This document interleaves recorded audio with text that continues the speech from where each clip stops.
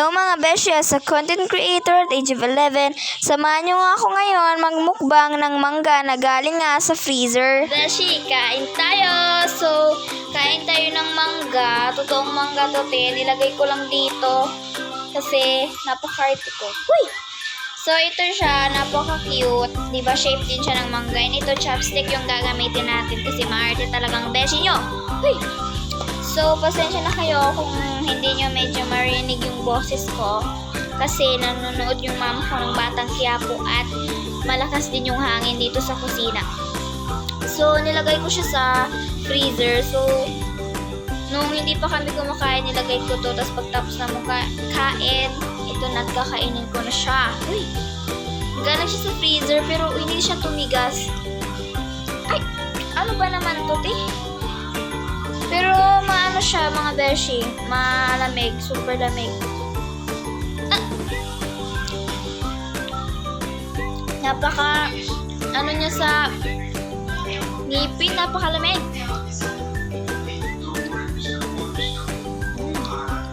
In fairness, napakatamis na ang mangga. Mahal ang kaso ng kilo. Ang mahal ng kilo ngayon ng mangga. Ito, 100 yung kilo, sabi ng nanay ko.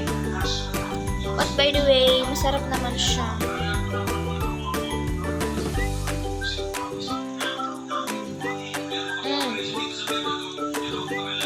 Sarap niya.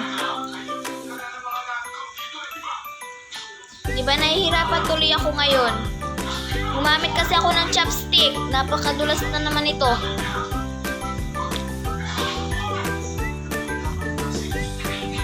Akala ko kasi hindi siya magdulas kasi akala ko nag-freeze na siya pero hindi pala. Lala.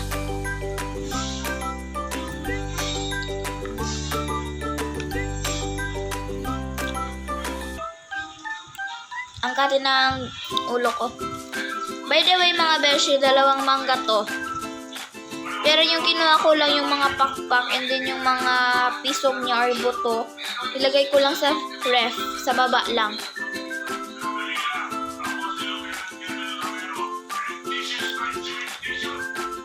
May nakikita ko sa TikTok at sa mga Facebook. Palaging natatapon, By the way, malinis ko naman mga besh yung kamay ko. Pasensya na talaga kayo kung medyo nyo hindi narinig yung boses ko.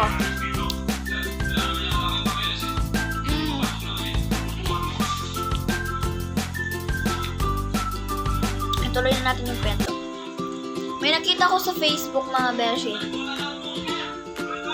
And nakita ko din siya sa TikTok. Yung isang babae, gumawa ng ice cream gamit lang ang mangga. At mangga lang talaga siya, Yung ginawa niya, nilagay lang niya ito overnight sa freezer, yung mga mangga. Tapos pagka umaga, blender na niya. And then, ginawa lang niyang smooth. Tapos yung naging ice cream. Pero bago niya kinain, binalik niya muna sa ref or sa freezer kasi medyo na siya natunaw. And then, yung pagkuha niya parang talaga siyang ice cream. At nilagay din niya sa lalagyanan ng ice cream na mango. Hitler! Tumataho na naman yung aso namin mga best. Aso ng tito ko. Napakaingay na gagalit na naman talaga ang besh. Kasi kapag nag-vlog ako, napakaingay niyan. At lalo na gagalit ako kasi kapag nagre-record ako ng mga vlogs ko, gano'n. Hindi ako nakakapag-focus kasi minsan nalilimutan ko yung sasabihin ko.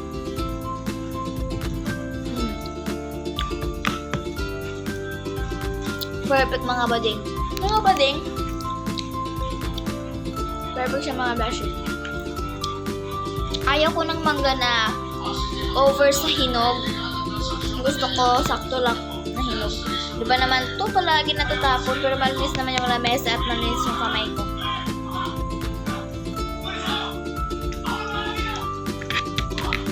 Hindi ko naman to kakainin hindi ko naman kakainin to kasi kapag madumi pero kinakain ko kasi malinis, Ito nahihirapan na talaga ako mga day. Pero Go. Nacha-chopstick ko naman siya.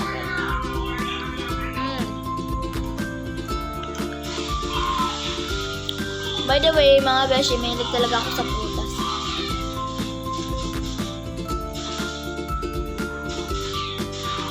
Ewan ko kung bakit.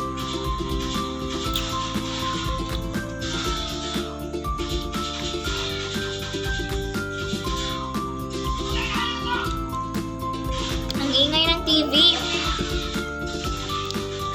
Super duper ingay. Samahan mo pa ng malakas na hangin. Talaga go. Go na go. Ay!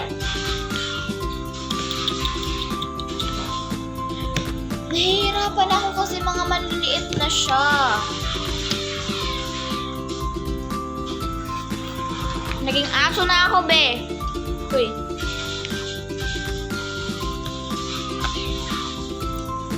Kuha ko lang tinidor.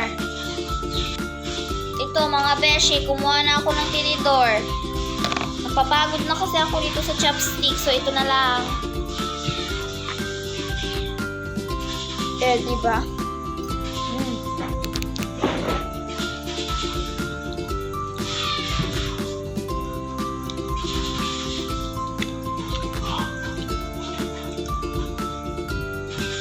Mahilig talaga ako mga beshi sa prutas. Pero yung ayaw ko lang yung durian.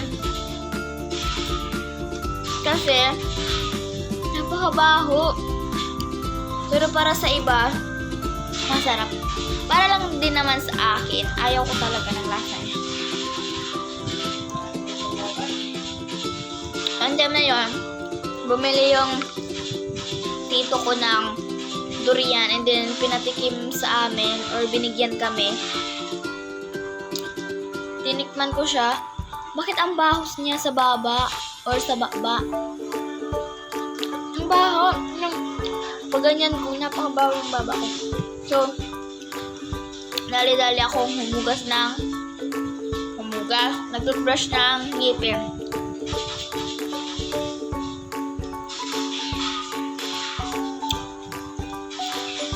Yung ibang part maasim.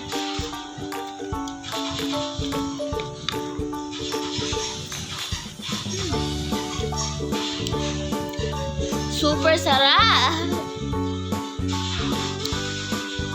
Yung gusto ko sa mangga, yung ibang part maasim, yung iba naman matamis. Last bite ng mangga mga beshi. Yun lang mga beshi. Thank you for watching.